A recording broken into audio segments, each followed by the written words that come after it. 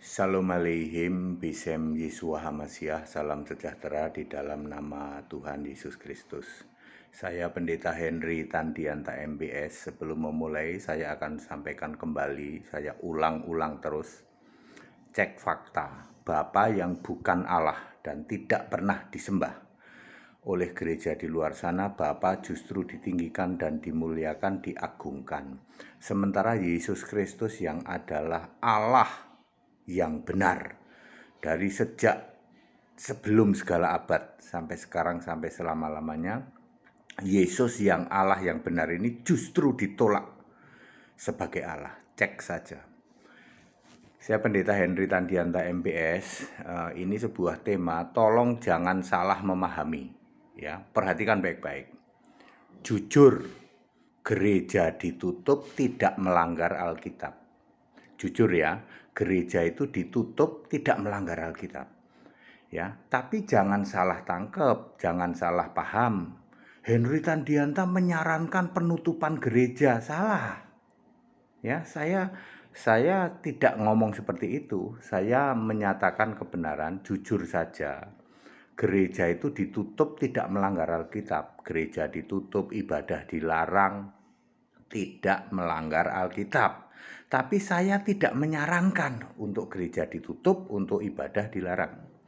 Semua biang ini, biang permasalahan ini ada yang disebut sinode. Sinode itulah pemecah belah gereja. Sekarang gereja itu kurang lebih dari 200 sinode. Artinya lebih 200 beda-beda begitulah ya. Ini pengantar ya. Alkitab tidak ada menyuruh gedung gereja.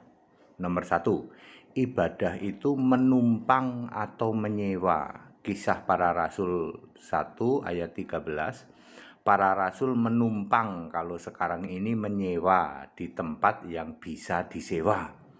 Nomor 2, para rasul itu juga biasa berkumpul di serambi bait Allah, di zona bebas. Itu adalah tempat boleh dipakai untuk umum. Kisah Para Rasul pasal 2 ayat 46.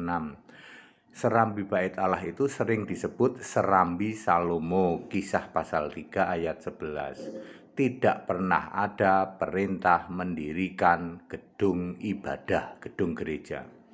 Nomor 3, Yesus mendirikan jemaat berdasar kerasulan.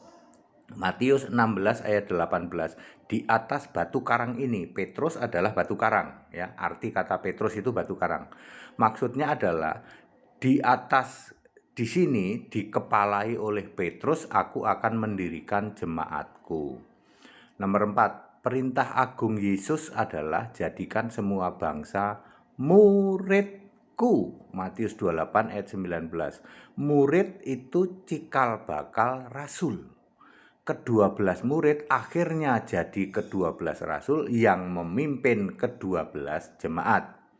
Nomor 5, ajaran harus berdasar nabi, rasul, Kristus Yesus jadi batu penjuru. Efesus 2 ayat 20. Bagaimana menjelaskan Yesus tidak mengizinkan membangun gedung gereja? 1. Membangun gedung gereja, maka yang ditonjolkan, yang ditinggikan itu nama gedungnya. Sinode gereja, nama pendetanya, bertentangan dengan maksud didirikannya jemaat supaya Injil Kristus yang ditonjolkan. Kisah 11 ayat 20. Kristen itu harus memberitakan Injil Kristus. Yesusnya sudah Kristus, Yesusnya sudah Allah, Yesusnya sudah Roh Kudus. Justru gereja menentang ini semua. Nomor 2, gedung gereja memunculkan doktrin gereja, ajaran gereja bertentangan dengan Efesus 2 ayat 20 bahwa pengajaran itu harus berdasar rasul, nabi dan Kristus Yesus sebagai batu penjuru. Semuanya itu ada dalam Alkitab. Jadi dengan bermunculnya gedung gereja menolak Alkitab. Jadi ajaran itu doktrin semua. Nomor tiga, terjadi penyimpangan karena adanya doktrin gereja. Alkitab tidak lagi dijadikan standar. Allah Esa diganti Tritunggal sesuai kepentingan gereja. Yesus Kristus yang adalah Allah yang benar sejak dari sebelum segala abad justru ditolak sebagai satu-satunya Allah. Nomor empat, gedung gereja juga bisa jadi sumber konflik karena ditolak keberadaannya di tengah-tengah masyarakat. Jujur saja, menyegel gedung gereja tidak bertentangan dengan Alkitab, karena memang tidak ada perintah membangun gedung gereja.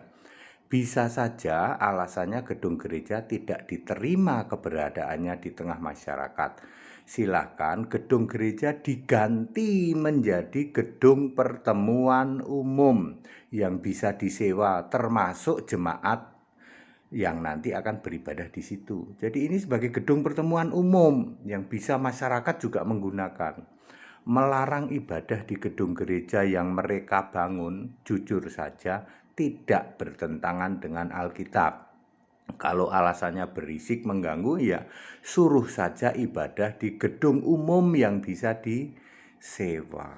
Ya, Bapak Ibu Saudara, tidak berarti bahwa Henry Tardianta ngompor-ngomporin suruh menutup gereja yang ada, ya tidak berarti seperti itu. Kalau kita mengacu ke luar negeri, ya itu tidak lagi ada campur tangan pemerintah terhadap gereja, tidak ada. Kita Indonesia semoga lebih maju, ya biang semuanya ini adalah sinode, sehingga gereja terpecah belah. Ya kita maklumlah, memang begitu maunya supaya gereja itu terpecah belah di Indonesia.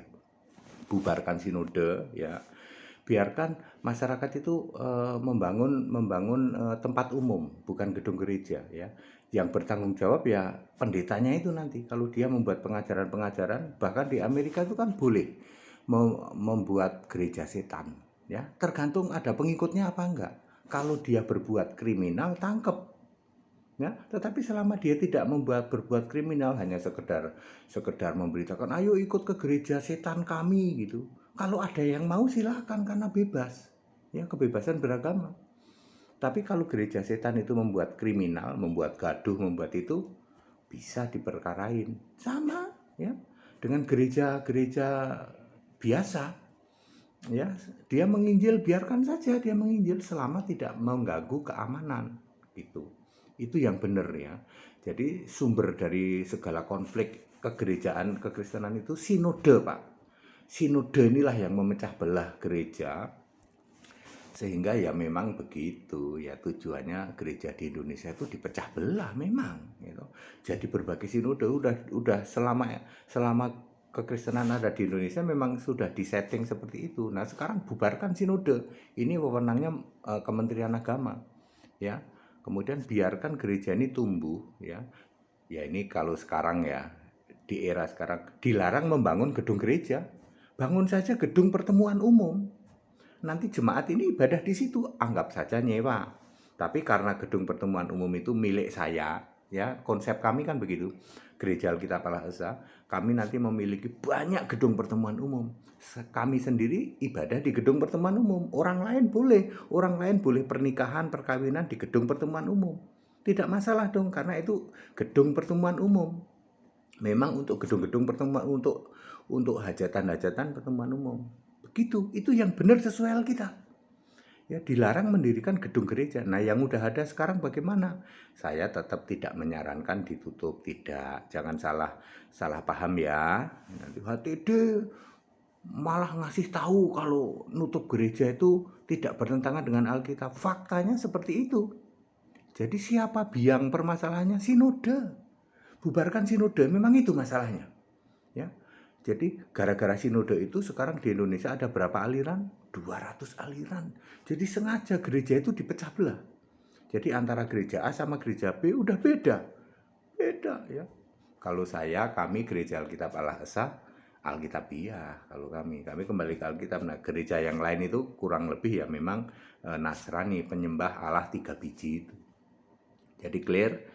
Jujur saja, menyegel atau menutup gedung gereja itu tidak bertentangan dengan Alkitab. tidak berarti bahwa saya mensponsori supaya gereja ditutup ya. Jangan salah paham. Untuk kedepannya memang sebaiknya pemerintah melarang mendirikan gedung gereja. Ya, dilarang saja Pak. Jadi mestinya yang didirikan apa? Gedung pertemuan umum. Gedung pertemuan umum itu boleh saja milik saya. Gereja Alkitab Allah saja boleh, tapi saya izinnya gedung pertemuan umum. Nanti bisa dipakai, ada orang dari muslim mau bikin seminar di gedung pertemuan umum boleh. Kami mau ibadah di gedung pertemuan umum boleh. Namanya itu gedung pertemuan umum. Ya. Begitu, itu yang benar Alkitabiah. Sekali lagi tayangan ini mungkin membuat merah kuping bagi siapa saja, termasuk bagi pemerintah. Sekarang akhirnya tahu, oh biang permasalahan itu sinode tuh. Kenapa sampai ada dalam satu kampung ada 4 gereja, yang satu Pentakosta, yang satu gereja ini, satu lagi gereja ini, satu gereja ini, karena memang dipecah-pecah Pak.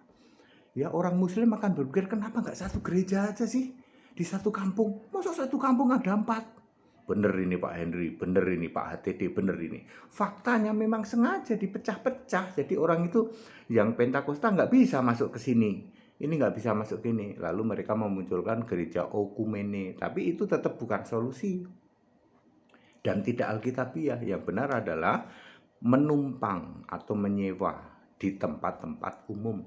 Serambi Salomo itu juga tempat umum, boleh kita khotbah di situ. Serambi ya, di Serambi, bukan di ininya ya, sampingnya lah begitu.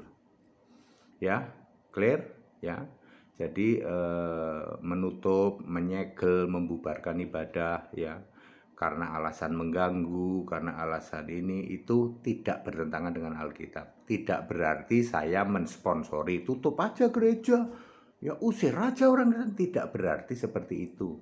Solusinya adalah kembali ke Alkitab, gedung pertemuan umum. Itu solusinya. Tetap bersama saya, Pendeta Henry Tandianta EBS, kita Indonesia, kita Pancasila, toleransi harus, keberagaman wajib disyukuri. Haleluya, amin.